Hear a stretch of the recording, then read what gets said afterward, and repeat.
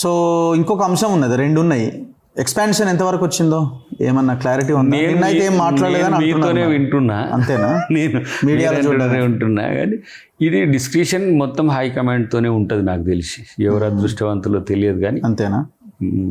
అది ఎవరు కారు వస్తాయా, 6లో 4 వస్తాయి? అది కూడా మనం ప్రిడిక్ట్ చేసి చెప్పే స్థితిలో ఏం క్లారిటీ లేదు, ఉండదు.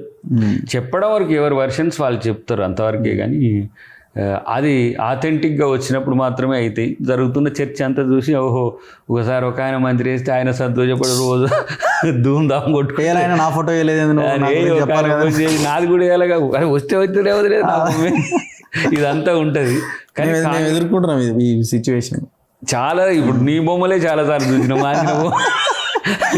ఇటు ఆయన అయితే అటు ఈయన ఇట్లా పోతే జిల్లాల సమీకరణాలు ఇట్లా ఉన్నాయని చూస్తుంటాం. ఏమో మాకు కూడా ఏమైనా దొరుకుతుందా దాంట్లో అక్కడక్కడ ఏమైనా మా బొమ్మలు కూడా వేస్తారని చూస్తాం. కానీ ఆ బొమ్మ వేసేదంతా హైకమాండ్ చేస్తారు తప్పితే దాంట్లో పెద్ద నాకు తెలిసి ఇప్పుడు అవుతుందా, జనవరిలో అవుతాయా లేకపోతే చెప్పలేము.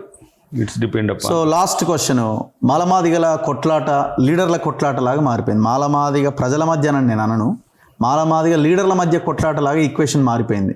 ఇటు మందకృష్ణ వాళ్ళకి ఒక బ్రాండ్గా ఆయన ఉన్నాడు, ఇటు ఇంకో వర్గానికి వివేక్ అనేలాగా వీళ్ళు ఒక ఐకాన్ని రెడీ చేసుకున్నారు. వీళ్ళు ఏంది లొల్లి, ఇది అయిపోయేటట్లేదుగా. ప్రెస్ మీట్ వీళ్ళేమో బహిరంగ సభలు పెట్టారు. 15వ తారీఖు నాడు ఏదో కమిటీ, ముత్తం గారి కమిటీ రికమెండేషన్, ఏకసభ్య కమిటీయా? ఏకసభ్య ఇద్దరే ఒక ఆయన కదా? లేదు, మన దామోదర నరసింహ గారు. ఓకే. తర్వాత ఏది వర్గీకరణ దాని మీద? ఓకే. ఆ దాని మీద దానికి సంబంధించి ఉంటుంది. ఇంకోటి నేను మళ్ళీ మీద మొన్న కూడా చెప్పిన, ఇప్పుడు కూడా ఏంటంటే అది ప్రభుత్వం ఏ విధంగా నిర్ణయం తీసుకుంటున్నదనే దాన్ని బట్టి ఒకరి మీద ఒకరు. కానీ కొట్లాడుకోవడం వల్ల వచ్చే అదనపు ప్రయోజనం అయితే లేదు. మీరు ఎందుకు పోలే మన మీటింగ్కి? నేను పార్టీ స్టాండ్ ఉండాలి కదా, నేను పార్టీ వాయిస్ అయినప్పుడు నేను మాట్లాడితే చూడు మళ్ళీ రేవంత్ రెడ్డి గారేమో అసెంబ్లీలో అట్లా మాట్లాడారు. మాలమహానాడు అధ్యక్షుడు కదా మరి మీరు? నేను 2013లో ఒక స్టేట్మెంట్ మందకృష్ణ గారి మీటింగ్లో ఇచ్చిన. తెలంగాణ వచ్చిన తర్వాత నేను మాలల అస్తిత్వం కొరకు పోరాడతా కానీ ఇంకొకరికి వ్యతిరేకంగా పోరాడను అని. ఓకే. తర్వాత 25 సంవత్సరాల దండోరా మీటింగ్లో కూడా పోయి చెప్పిన, ఈ మాలమాదిల సమస్య పంచాయతీలు పెంచేటోళ్ళు. మరి అట్లా లేదుగా. ఇప్పుడు మీరు మాలమహానాడు అధ్యక్షుడిగా ఉన్నారు, మీరు ఉంటే ఇటే ఉండాలా, ఇక అటు ఉండొద్దు అని ఎలాగా సీన్ క్రియేట్ అవుతుందిగా. ఎటు ఉండొద్దని అంటే అటువైపు పోవద్దిగా మీరు, అటు ఇటో కాలు అటో కాలు వేయొద్దిగా. ఇది ఎన్ని రోజులు ఉంటుంది? ఇంకో 5-10 సంవత్సరాలు ఉంటుంది. కానీ మాలమాదిగలం జీవితకాలం కాదు, భవిష్యత్తులో మొత్తం కలిసి ఉండాలి కదా. కానీ ఒక చీలిక తీసుకొచ్చినట్టున్నారు కదా మొత్తానికి అందరు కలిసి. అది నేనేమంటుంటే ఏ కులం ఒక కులము కలిసి అనేది ఉండడం వరకు భౌతికంగా, కానీ ఏ కులం ఎంటిటీ ఆ కులంకు ఉంటుంది ఈ దేశంలో. ఇంకా కులవర్గ సమాజం నుంచి భారతదేశం పోయేంత కాలం కులాల మీద ఎవరు కామెంట్ చేసినా కూడా దానంతా ఏరి ఎంగలపల్లి. ఒకవైపు మందకృష్ణ మాలలు మనువాదులు అన్న దాన్ని ఆయన నేను సమర్థిస్తున్న రిజర్వేషన్ అంటే ఏబిసిడి వర్గీకరణను వ్యతిరేకించే వాళ్ళని చెప్పిండు, వీళ్ళు దాన్ని అపోజ్ చేస్తున్నారు. ఎట్లా అంటారు మమ్మల్ని అని? ఇది లీడర్ల మధ్యన పోరాటంగా ఉండొద్దు, కులాల మధ్యన సమస్య పరిష్కారం వైపు పోయే దిశగా చూస్తే మేమందరం కూడా సంతోషపడతాం. ప్రభుత్వం కూడా అటువైపు కన్సల్టేషన్, రెండు వైపుల నుంచి ఒకరినొకరు దూషించుకుంటున్న అది అవసరం లేదంటున్నా నేను. కలిసి ఉండాల్సి వాళ్ళం, భవిష్యత్తులో కలిసి ఉన్న వాళ్ళం. సో దీన్ని కూడా మీరు వ్యతిరేకిస్తున్నారా మనువాదులు అన్నదాన్ని? అంటే నేను మనవాదులు, మీరు కూడా మనవాదు అయితే ఇప్పుడు కాదు, వీళ్ళు మనవాదులు అంటారు వాళ్ళు మనవాదులు అంటారు. అసలు మనవులు పక్కా పోయిండు. వీళ్ళు మనవులు ఎందుకు అవుతారు? వీళ్ళిద్దరు కూడా అదే అంటున్నా, వీళ్ళు మనవాదులు అవుతారు. అంటే కాన్స్టిట్యూషన్ వైపు ఉండాల్సిన అవసరం వస్తుంది. కాబట్టి అది నా దృష్టిలో నేను వ్యతిరేకంగా లేను. ఓకే. దీన్ని సామరస్యంగా పరిష్కరించుకోగల వైపు రెండు వర్గాలు కనుక ముందుకు నెట్టగలిగితే అది డెమోక్రటిక్ వే అని నేను అనుకుంటున్నాను. ఇప్పుడు అటువైపు నెట్టకపోతే ఏంటంటే నిరంతరం ఆ మనుగాడు పెట్టినట్టే ఇద్దరు విడిపోవాలని నిరంతరం పెట్టి మంట వేసేటోళ్ళకు మీరు మరింత అవుతారు కదా. అంతే. వాళ్ళ ఇప్పుడు గవర్నమెంట్లో ఉన్న వాళ్ళు కానీ మధ్యలో ఒక చీలిక రావాలని కోరుకునే వాళ్ళు హ్యాపీ. అదే అనుకోండి, మేము చూస్తాం. ఇదంతా చూసినా దాదాపు 15-16 సంవత్సరాలు చూసిన. మరి మీలాంటి వాళ్ళు మాట్లాడాలి కదా దీని మీద. ఇప్పుడు హైకోర్టు, సుప్రీం అందరినీ ముందుకు తెర మీదకి తీసుకురావడమో లేకపోతే కమిటీ చేసిండ్రు.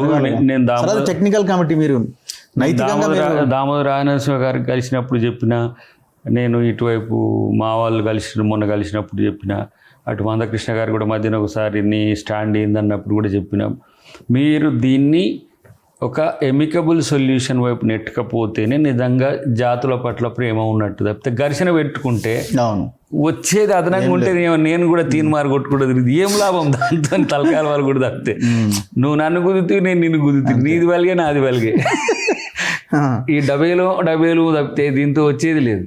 నేనైతే కొన్ని సందర్భాలు అనుకుంటా నేను ఎప్పుడు ఎవరెంతో వారంతా అనే ఒక సిద్ధాంతం న్యూ డెమోక్రసీలో వస్తున్నది. ఇప్పుడు మీ ఇద్దరే కొట్టుకుంటే మరి కింద ఉపకులాల పరిస్థితి ఎంత దారుణం. ఉషామేర అది కూడా ఉటంకించింది. చాలా మంది 1-2 కులాలు కూడా లేవు కదా, 10 కులాలు ఉన్నాయి కదా. కింది వర్గాలు కూడా చాలా, కింది కులాలు కూడా చాలా మంది, కింద అంటే 57 కులాలు కూడా చాలా వ్యతిరేకంగా ఉన్నారు మాదిగల పట్ల.